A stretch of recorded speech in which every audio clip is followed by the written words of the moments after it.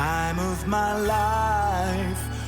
I never felt this way before. From building timelines to assigning the right people and even spotting risks across dozens of projects, Monday Sidekick knows your business, thinks ahead, and takes action. One click on the star and consider it done.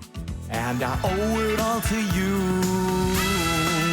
Try Monday Sidekick, AI you'll love to use on Monday.com. But you had a birthday party at your house for one of your older siblings and you've got a little shy one, you give them a job. You say, okay, it is your job to walk around and hand everybody the birthday hat. And you don't require that they say anything at first, but oftentimes when kids are really shy, if they feel useful, if they feel like they have a job, if they feel like there's something they can do, that puts them in an environment in which they build their confidence and they start feeling a little bit better about stepping in. Welcome to Season 8 of Flusterclux with Lynn Lyons, where we talk about managing worry, anxiety, and all the other emotions too. I'm Lynn Lyons. I'm an anxiety expert, author, speaker, and mom. I've been a therapist for 35 years, and I'm still in the trenches with families, helping them navigate daily struggles and big problems. Parenting can be a flusterclux, but we tackle the serious stuff without being too serious. I'm Robin. I'm Lynn's sister-in-law and co-host, and I'm here to ask your questions. And I'm Ed, the producer of Flusterclux. And my brother. And my husband. Anxiety is a family problem with a family solution. Hi, Lynn. Hi, Robin. We're going to talk about a really interesting topic today. I'd be all over this. Yeah, because somebody asked a question on the Facebook group. They said, can you do an episode on the difference between introversion and social anxiety? And I was like, that is a great question. So the answer is yes. So we are doing it right now. People talk a lot about introvert and extrovert, and I feel like everyone sort of thinks they know what it means, and I don't think they do, including me, maybe. Yeah. And actually, so when there's a topic like this, like I feel like I know what it means, but I always just want to check on the research. I want to see what people who really dive deep in this stuff are discovering, because people do studies on all sorts of interesting things. And of course, I found this really interesting person who talks about introversion in a way that was really fascinating and gave me some new insights into it as well. This is my simplistic understanding as people talk about it so that you can school me. Okay. And this is what I don't like about this definition, because I think everyone would say I'm both. Yeah. Is, do you find that you're more fueled and energized and nurtured with alone time or with people? And I mean, most people would say both. Yeah, you're an ambivert. A bivert. Yeah. Oprah describes herself that way. So I'm definitely an ambivert then. I think I have to have more alone time actually than people time, but people time is critical as well. I'm definitely both. And people definitely would say about me that I'm extroverted because when I'm out in the world, I'm chatty and I'm the opposite of shy. I'll talk to anybody, blah, blah, blah, blah, blah. But I have found since I've gotten older that I really crave my alone time. I'll go going out for a walk and my husband will say, are you going with a friend? And I'll say, nope, I just want to go by myself today. And I've been hiking a lot by myself for a variety of reasons. And that's not something that I would have done when I was younger. So I feel like I'm moving farther toward the enjoying my solitude than I used to, for sure. Tell me one listener who doesn't feel complete joy when she discovers she has her house to herself. I know, that's true. I know. It's so terrible. Like you've got kids and you've raised the kids and you've been married for a long time or whatever. And you finally, you're like, oh my gosh, everybody's going somewhere and I'm not. It's like, woohoo. I'll tell you the biggest misconception that people have about introverts is that we equate introversion with shyness. They're not necessarily the same thing.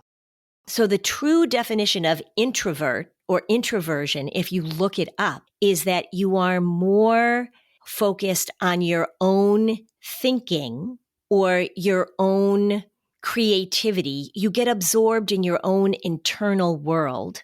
Extroverts are really absorbed in the external world. So introverts like to do activities in which they might be reading or listening to music or walking in the woods, whatever, but they really enjoy the company of their own thoughts, which is kind of an interesting way to look at it. They're defined as more introspective and imaginative.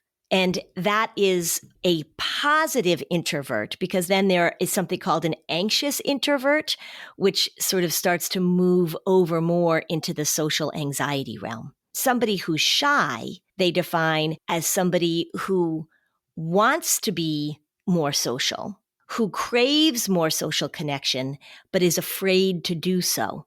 An introvert, they're cool. They can do it in small doses. They like to be with people sometimes. It's not like they're afraid to be out in the world or anxious about being out in the world, but they really do truly enjoy solitude because they can keep themselves company, which I thought was a really good way of looking at it. This is very interesting. And now I see why this episode, there's a lot to unpack, because enjoying your own thoughts also means that you have to have a relatively positive internal dialogue with oneself. Correct.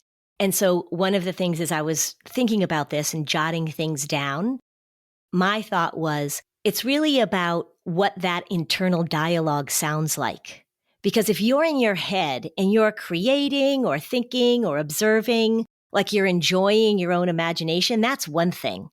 Because you're being thoughtful and maybe you're just sort of mulling things over and kind of coming up with ideas.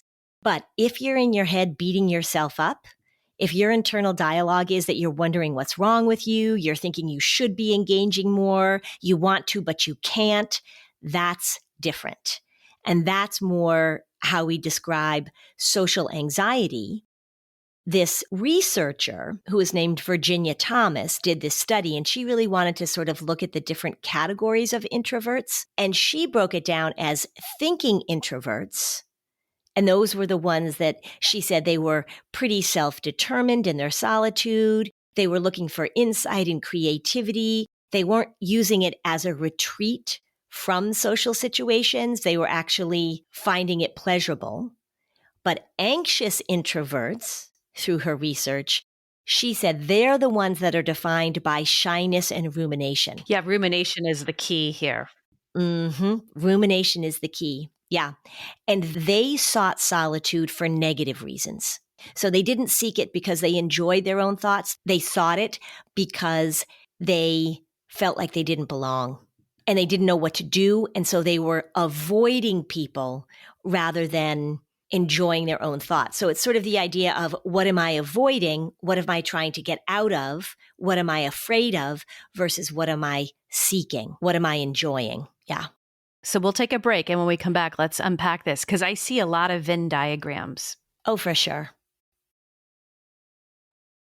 So you hear me talk about it all the time. The stress of homework, of helping your kids after school. You guys are tired. There's activities. It's not always easy to sit down and provide that one-on-one help. And sometimes you're not the best person to do it. Wyzant is the nation's largest network of tutors, trusted by parents nationwide. With more than 65,000 expert tutors around 350 subjects, Wyzant makes it easy to get personalized, one-on-one online support that fits your schedule and your budget. Every lesson is tailored to your child's needs, goals, and learning style. Tutors meet students where they are, whether they're preparing for college essays, tackling algebra or chemistry, or building study skills. Lessons are online from the comfort of home and scheduled around your family's busy routine. So evenings, weekends, after practice, Wyzant makes tutoring work for you. Help your child succeed in school and boost their confidence with Wyzant. Go to Wyzant.com, that's WYZANT.com,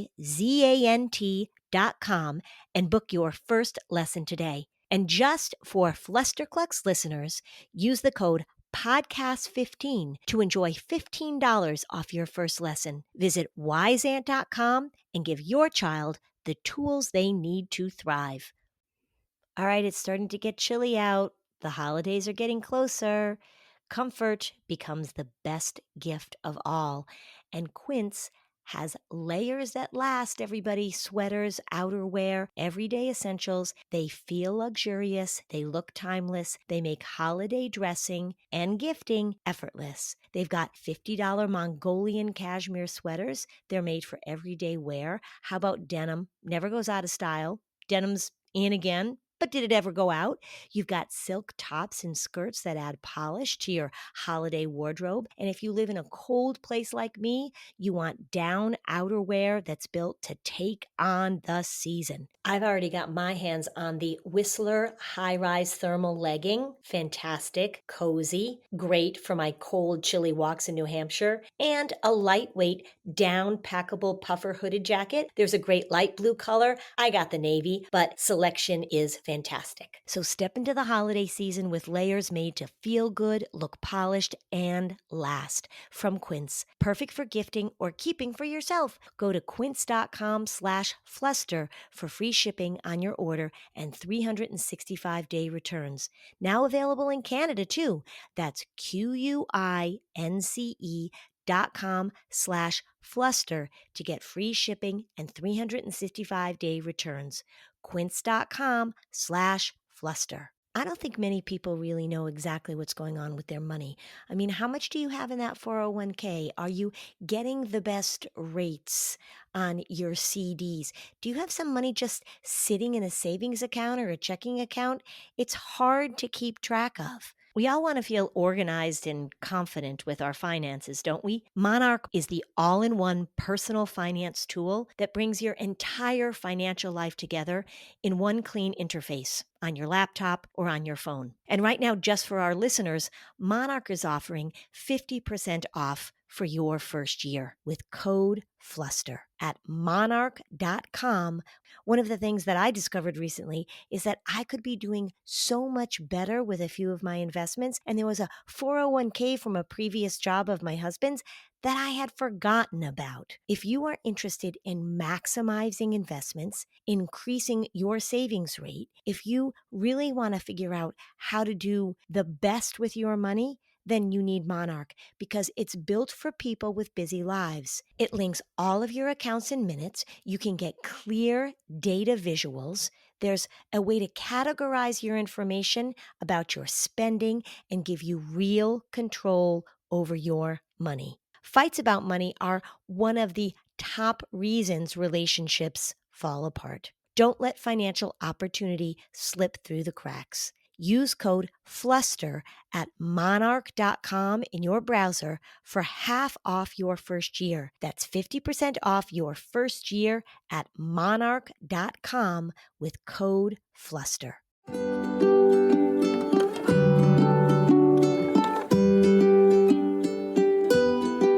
Okay, we're back.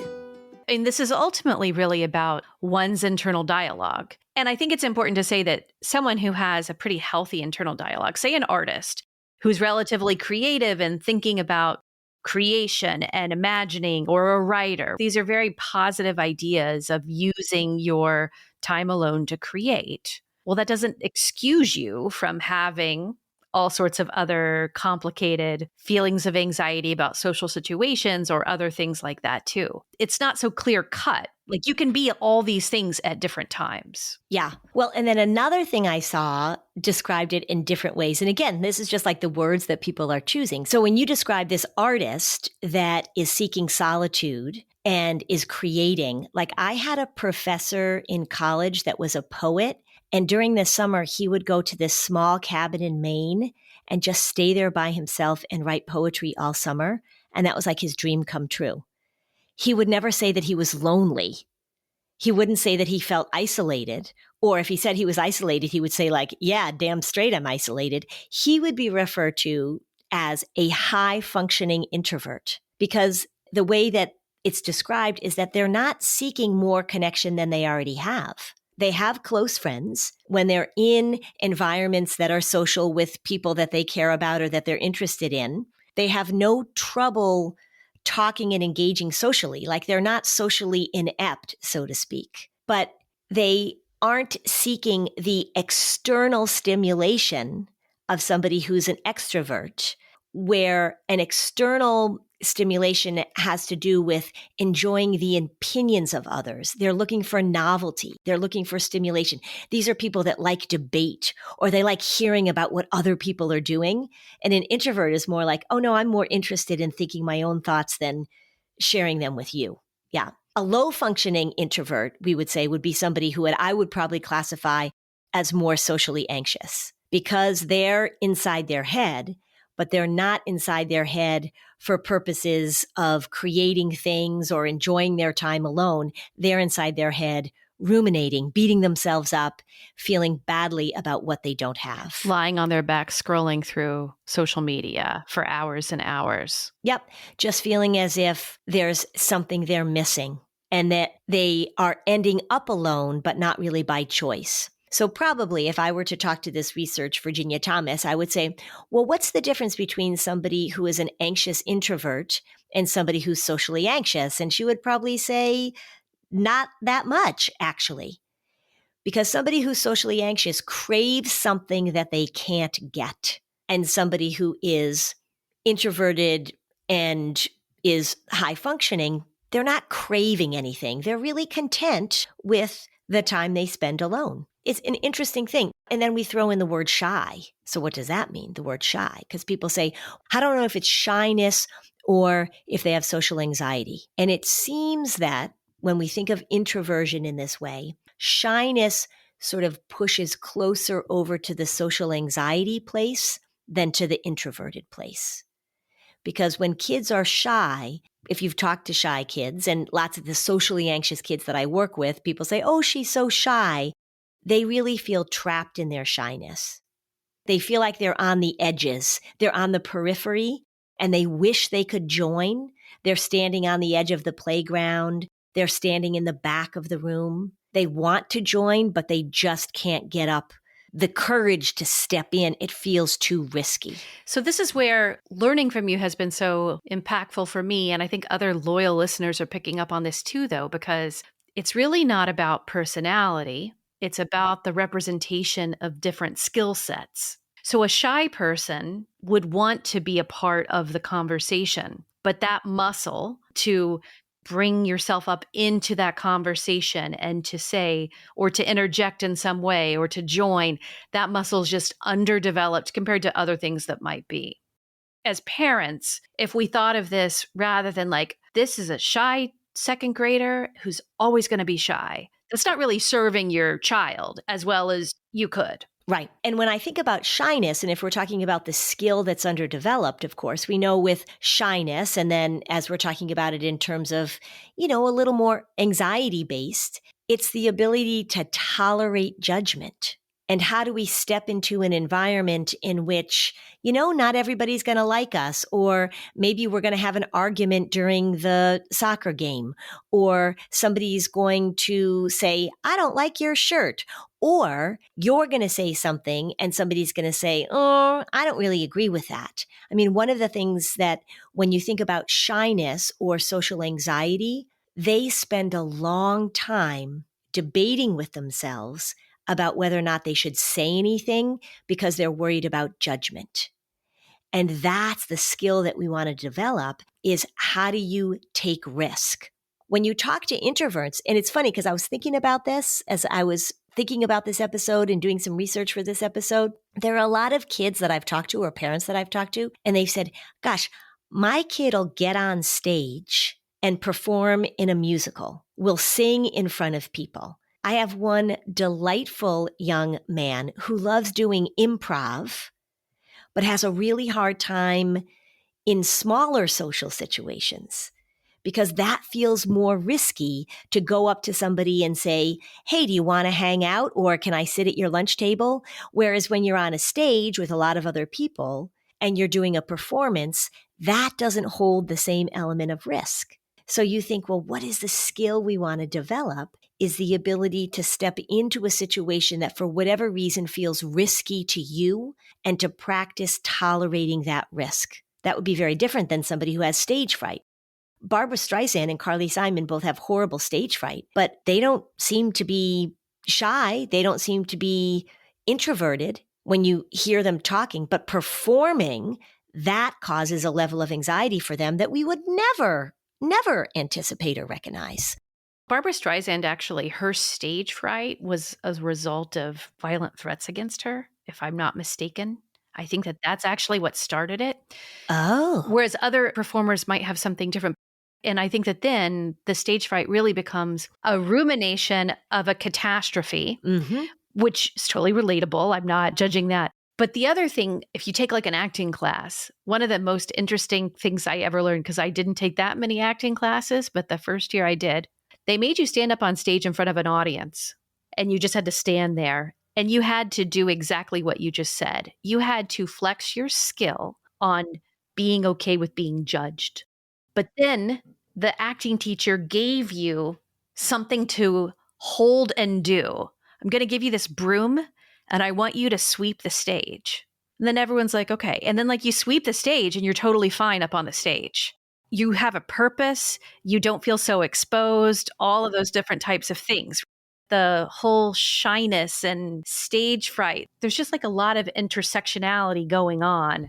For sure. Yeah. When I talk to somebody who's shy, what's your experience like? If you know somebody who's really shy, it's painful sometimes to talk to them because like you feel like they want to say something to you. At least that's my experience with kids, is that they wish they could communicate and they're just like too embarrassed to say things. And when you talk to somebody who's introverted, that's not my experience. Like once you get them talking about something or if they're in a small group or, like you're talking about some topic that you guys are interested. It's not like they have difficulty finding their words. It's not like they're afraid to speak. It's not like they are afraid to judge. They're just not as interested in talking for the sake of talking. That's kind of how I feel the difference between somebody who's shy. It's just painful.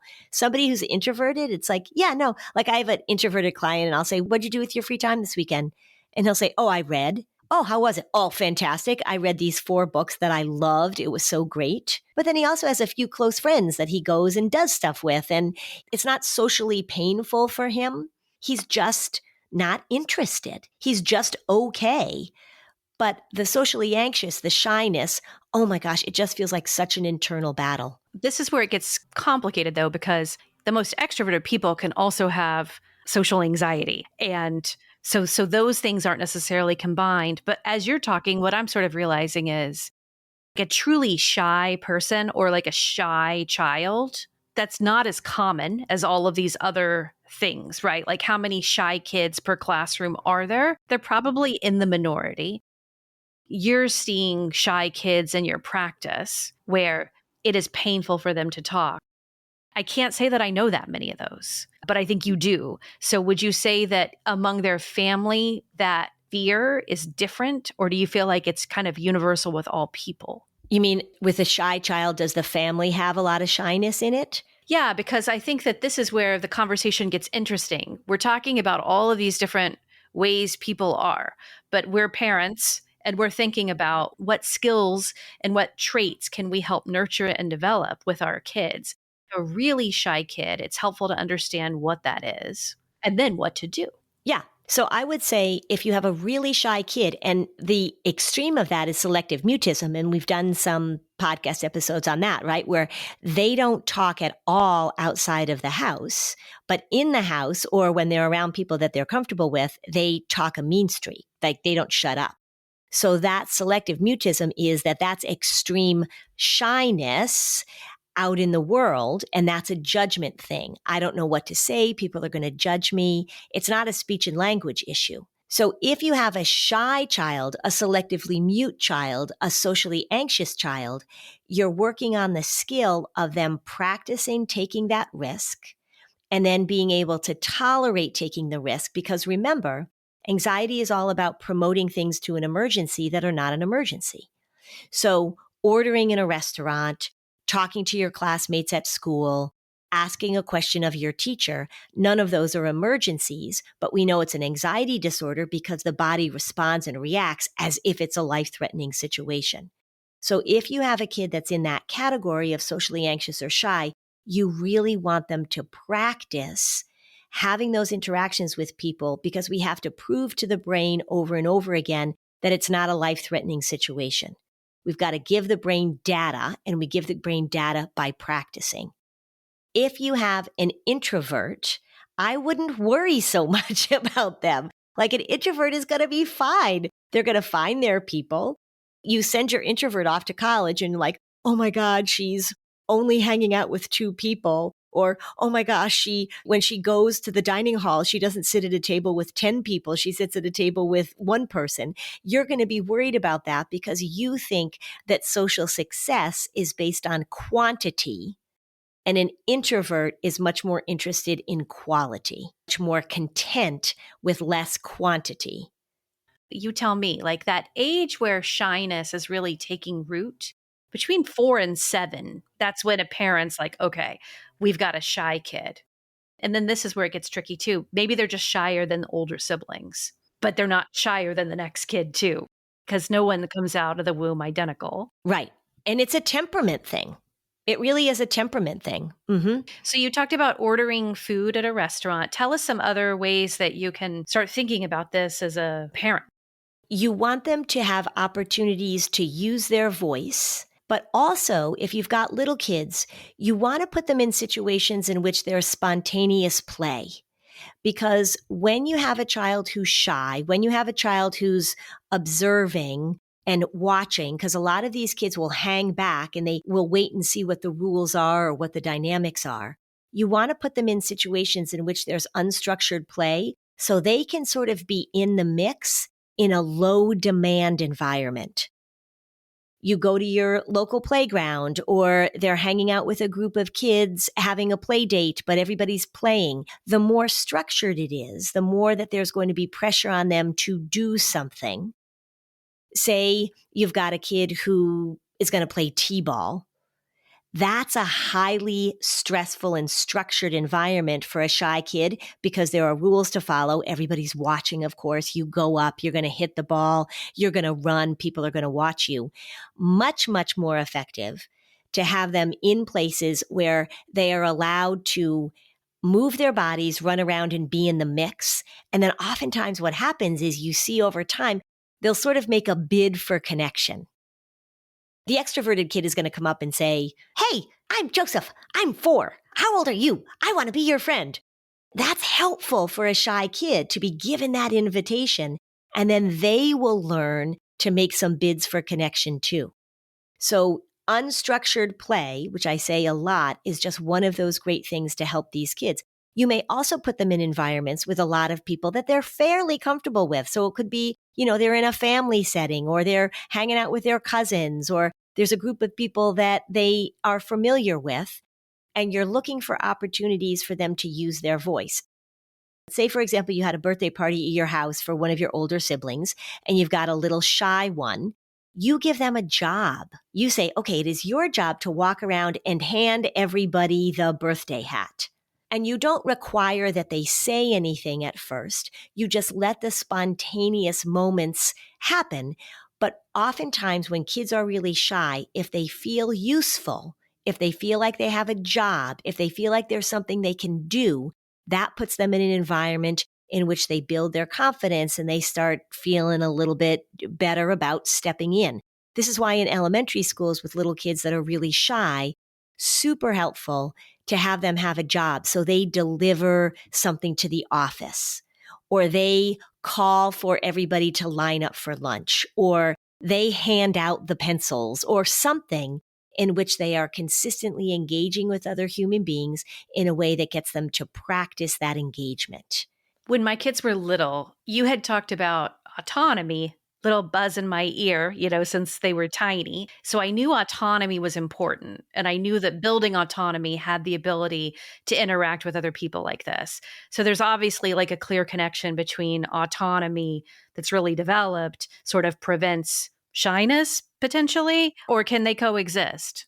Okay, so when we're talking about autonomy, we're talking about opportunities for them to do things independently and often to do things away from the watchful eye of adults. Because even though you're not trying to put pressure on kids, there's some sort of expectation that they're going to do this thing. And parents sometimes make a mistake is that they try and set these things up so that the child has to go and do this thing, and that just builds the pressure. Now, do we want to do that sometimes? Yes, if you're consciously working on social anxiety, you want to look for opportunities to practice. But if we're talking about little shy kids, You want to give them the opportunity to go off and do some things on their own, because that develops their sense of confidence. That develops their sense of being able to accomplish things in the world. And that's really, really helpful. The more that they feel competent, the better off. Because remember, the shy, socially anxious person has a really negative internal dialogue. You can't do anything. You're a screw up. You'll never figure this out. And we want to give them opportunities so that they go off and do something. And then they come back and you're like, oh my gosh, you did that. Fantastic. You don't want to throw them a parade, but you want to acknowledge their ability to go off and handle things, because that changes their internal dialogue. And that's what we're looking for. Our grocery store that I went to the most when our kids were little was a Trader Joe's, but other grocery stores do this. A lot of grocery stores offer like a complimentary treat to children in the store. Trader Joe's had a basket of lollipops. As children, young children, my daughter was an extrovert and became less so. My son was more of an introvert and very shy in the beginning, and now he's very social. Because he wanted that lollipop, when he was 3, 4, I was like, if you want that lollipop, you're going to have to go over there and ask for it. And I never budged. And like, if he didn't feel it, maybe next time. I was watching him, obviously, go over and ask for the lollipop. But I think that there are these ways that you can build practice, even that you're observing, even if you don't realize it. What are some ways to motivate them to talk to grownups? Because I think even ordering food may or may not always be the right thing unless they're like pointing to a little kid menu, at 3. Mm-hmm. Right. Yeah. And it can be small things. I mean, that's the great course of parenting, is that you don't have to do it all at once. It's just this accumulation of practice and skills over time. It's good, I'm sure, for everybody to hear that you had one child who was a little more extroverted and became more introverted. She became more thoughtful, because she's very creative and very artistic. So she enjoys solitary activities like that. And you had one kid who was pretty shy, but over time, with all of the activities that he did and all the opportunities, he became more extroverted. I think that would be the case with one of my sons. He wouldn't call to order pizza. Back in the day when you had to actually call to order pizza. So I would say to him, well, if you want pizza, you have to call, because I don't care if you have pizza or not. I don't care if I have pizza or not. So this is something you have to do. I made him, and then I stepped away. And he was older. If it wasn't like he was 4 ordering pizza, he was probably like 11. He knew how to dial a phone. He knew what he wanted on his pizza. And then when the pizza man came to the door, then I said, you have to pay the pizza man. One time he just gave the pizza man all the money. So the pizza man got a really, really big tip. It's funny. So here's something interesting. So say you have middle schoolers or teens. So we talked about like the little kids. So I do think that my kids learned how to talk to grownups with these like little skill sets and these practices. So it's funny to say like, oh, did you guys order pizza? Did you call? Who among the friend group made the call? That's another thing too, of like, well, that's pretty cool. Do you think you could do that next time? You should practice and you can order our pizza next time. As silly as it is, right? It's trivial. It's actually these really foundational skills of just like picking up the phone and asking for what you want. Yeah, I don't see those as trivial or silly, because what they translate to as you get older is making friendships or asking for help. This is one of the things that parents worry about the most with their very shy kids, is that if they need help, they won't ask. So if they're lost, or if they're hurt, or if something happens at school, the shy kids won't ask other people for help. So that's another thing that you want to pay attention to, is that can you give your child opportunities to ask for help, we used to have to ask for directions all the time. Like you say, to ask for the lollipop, or to ask for some more water in the restaurant, or whatever opportunity you can come up with, so that these kids get used to using their voice and used to getting responses from adults. The reason that people are socially anxious is before they ask, before they're going to use their voice, before they're going to engage, they've already told themselves a story. They've already watched the movie of how horribly it's going to go. that they're going to be embarrassed, that they're going to make a fool of themselves, that they're going to say the wrong thing, that people are going to reject them. So they need opportunities and practice over and over and over again so that they can rewrite that movie. That's what we're doing. Yeah. When we come back, let's talk about ruminating and checking in on what we think that inner dialogue sounds like for our kids and ourselves, right? Yeah. You know, it's time that we stop focusing on weight and that number on the scale. It's really time to pay attention to our energy, to reshaping and rediscovering our body's true potential. Creatone by Brickhouse Nutrition was created by doctors specifically for women. It will help you look more toned, defined, and it is radically different from guys' creatine. It's designed for women with pure creatine and patented ingredients that reshape your body so you look leaner, trimmer, and more toned. No water retention, no weight gain, no bulking up. That's what women worry about when they take creatine. It boosts your metabolism to help you burn fat. That's a plus. So get rid of the scale and watch how fast creatone can help you look leaner, toned, and sculpted. I just received my first shipment of creatone. This is going to up my game. It's specifically for women. I can't wait to try it out and see what difference it makes for me. Let's get you started with 20% off your first order. Visit tonetoday.com and use my code FLUSTER for your discount. Again, use the code FLUSTER to save 20% off at tonetoday.com. That's TONE today.com. All right, it's the time of year. We've got sensory overload everywhere, but one feeling we're still chasing, it's cozy. And Bombas has the socks, the slippers, the tees, basically everything you need to be as cozy as possible. Bombas makes socks that I wear every day. In fact, I'm looking down at my feet. I'm wearing them right now. Every time I go to the gym, I've got on my Bombas socks. I use them for hiking, for walking, for lifting weights. And you know what else? I bought this Bombas bra. Who knew? It's fabulous. It is comfortable. The fit is amazing. Bombas makes gift giving easy. So, what do you get your son's girlfriend? What do you get your friend that you work out with every day? What do you get your father-in-law who's really picky about whether or not his socks feel itchy? Bombas is the place to go. And we haven't even gotten to the best part. For every pair of Bombas you purchase, Bombas donates one to someone facing homelessness on your behalf. So anytime you get something cozy, someone else does too. Head over to bombas.com/audio and use code AUDIO for 20% off your first purchase.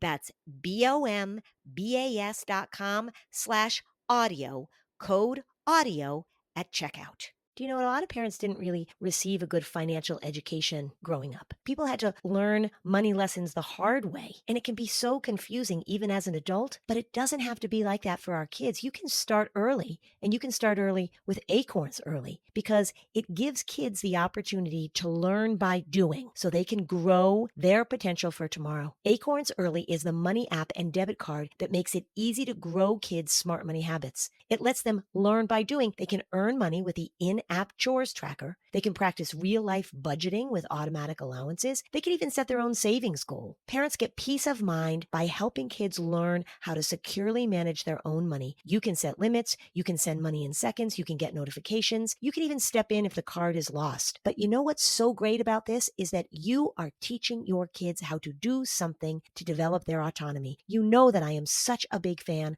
of teaching skills and developing autonomy. And this is just another way to put skills to work. Are you ready to join over 1.2 million parents and kids who've unlocked their kids' potential with Acorns Early? Get your first month on us when you head to acornsearly.com/fluster or download the Acorns Early app. That's 1 month free when you sign up at acornsearly.com/fluster. Acorns Early Card is issued by NBKC Bank, member FDIC, pursuant to license by Visa USA. Free trial for new subscribers only. Subscription fees starting from $5 per month and less canceled. Terms apply at http:/acorns.com/early terms.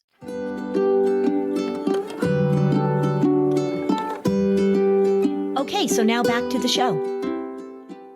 Okay, Lynn, I have a funny story where we started the podcast in 2020, and my younger had a as I'm thinking of this, his temperament's very different now. So it was like during the pandemic, he was not yet 10, but I felt like I had learned all these new tools from you. We'd done the podcast for like 6 months or so, and there was this comment where I could tell he didn't want to go down to the basement by himself. He wanted me to go down to the basement with him. He was probably looking for something. And I was like, go on down. And he looked at me like, nope, not going down these stairs by myself, cracking the knuckles, flexing like, oh, I got this, so smugly. And I was like, your brain's telling you a really scary movie right now about going down to the basement. And he was like, yeah, how did you know? So this happens to adults too. Yeah. I mean, if you're shy, right, if you're socially anxious, I remember I had this client who was definitely in the category of feeling like she didn't belong, wanting to be a part of things, not knowing how to do that, being really nervous about stepping into things and being miserable about it. It wasn't like she was not an introvert that people might say, oh, she's just introverted. No, she really felt like she was missing out on things. She wanted to do something. She either wanted to like join this organization or join a gym or something like that. This is an adult. And I said to her, when you are thinking, I would really like to go to the gym, you're telling me you really want to go to the gym. She's like, yes, I really want to go to the gym. I said, what's this story that your anxiety is telling you about what's going to happen? And she said, I'm going to go to the gym. I'm going to walk in. I'm not going to know how to use the equipment. I'm going to feel embarrassed. Everybody's going to look at me. They're all going to know that I've never been here before. I'm not going to be able to ask for help. And so I'm just going to turn and walk out, and I'm going to get back in my car, and I am going to be so humiliated, and I'm going to cry all the way home. So sad. And she had that story. When I said to her, what's the story that you have? It wasn't like she had to think about it. I mean, that movie in her head, she had done that over and over and over and over again in her life. So then, of course, I say, okay, so that's your anxiety telling you a story. So the only way we're going to allow you to change that story is for you to do something that's the opposite of that story. It's sort of that thing that we do sometimes with kids that have nightmares. You have a recurrent nightmare and the monster is chasing you. So before they go to sleep, you close your eyes and you imagine the dream, and then you tell a different story at the end of the dream. And this has been shown to be really helpful for kids that have nightmares. So you turn around and you say to the monster, hey, monster, why do you keep chasing me? And the monster says, well, because I'm lonely and I don't have any friends. And I'm so big and scary that whenever I try and make friends with somebody, all the kids run away. And then the kid says, well, you know what? I think we could be good friends. And I would like you to pick me up and carry me because there's an apple at the top of that tree that I want to pick. And, you just go through this whole thing. So it's the same thing of how do we get people to experientially step in and change the story. Some people do what's called imaginal exposure, which means that I might, with that client, sit together and have her go through going into the gym and telling a different story, watching a different movie, practicing that internally before she goes and does it externally. And that's an effective way to manage it as well. But that story of what's going to happen if I step into this social situation, that story is queued up. It's ready to go. It is consistent as F. It just comes up over and over and over again. I'm going to get stuck. I'm going to be embarrassed. I'm going to be humiliated. And I'm going to have incredible regret afterwards and shame. That's the story that we're going after by practicing and practicing and practicing.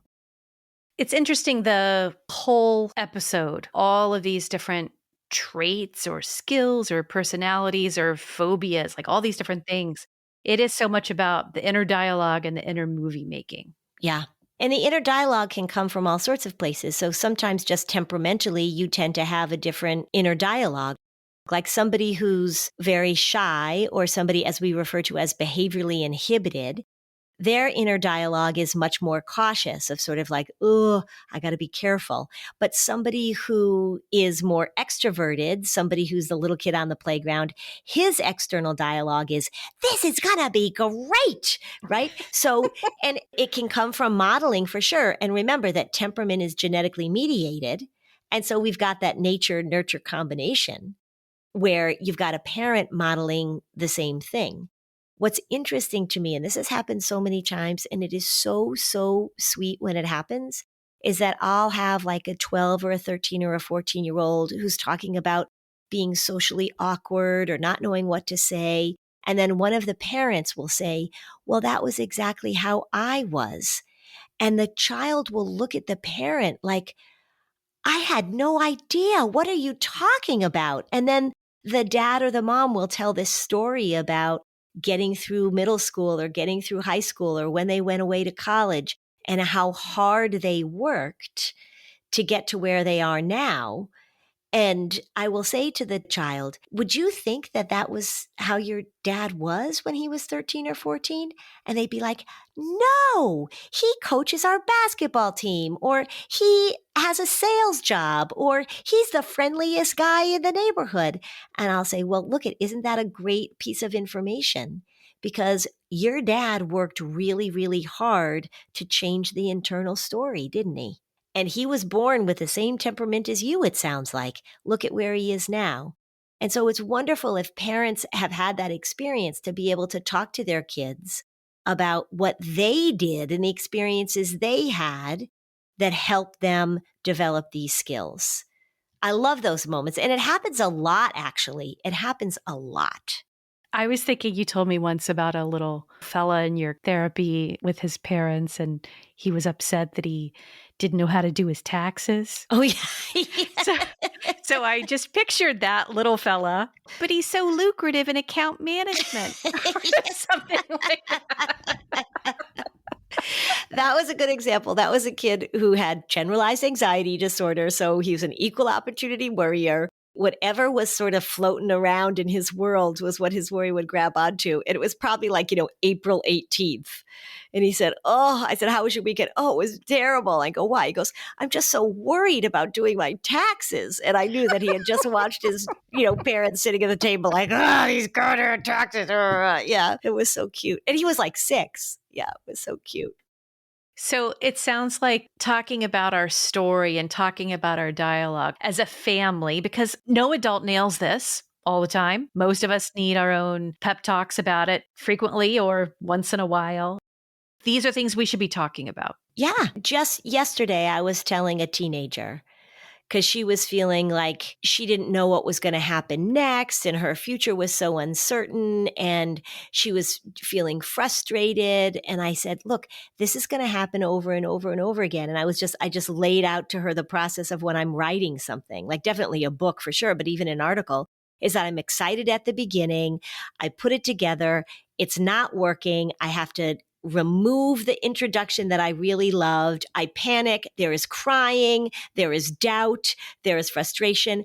And then I get it done and I'm totally psyched at what I've been able to accomplish. This is a process we go through. And the more we normalize it, the better. So when kids hear us talking about the stories in our head that we're telling ourselves, it's really, really helpful to normalize it for them. They're not the only ones. The problem with people that are shy and socially anxious is, of course, they don't share this with other people. They keep it to themselves. The other thing I just want to say before we finish is I don't want you to worry about your introverted kid, everybody. The introvert is cool with where they are. The introvert, when you ask them, what's the story that you tell? They're like, nothing's better than hanging out with my 2 best friends. The introvert has a stronger sense of themselves. They're really okay. And sometimes they can't articulate that. But I don't want you to worry about the introvert. The high functioning introvert knows the deal, is happy with the deal, probably going to be a writer, an artist, a creative person, somebody who likes to go on vacation by themselves. I guess maybe that's where I'm an introvert. I will never, ever, like when people go on those big trips all together. Do you like to do that? No, you like to go on trips with like 1 or 2 people, right? I like traveling alone. I like traveling with friends. I like traveling with family. I'm like the cat in the hat or whatever. Wait, was that the cat in the hat? No, green eggs and ham. I like to travel all alone. I like to travel with my phone. From my home. Yeah. I like to travel with a group. I like to travel with some soup. Yeah. Thanks for listening. And if you found this podcast helpful, please give us a 5-star review on Apple Podcasts. It helps other people find this information. And if you'd like to dig deeper on any of these topics, we have specialized playlists on our Spotify profile, and the link is in the show notes. Topics like teens, depression, and OCD. Bye, Lynn. Bye, Robin. Rinse takes your laundry and hand-delivers it to your door, expertly cleaned and folded. So you could take the time once spent folding and sorting and waiting to finally pursue a whole new version of you. Like Tea Time You. Or this Tea Time You. Or even this Tea Time You. So did you hear about Dave? Or even Tea Time You. So update on Dave. It's up to you. We'll take the laundry. Rinse. It's time to be great.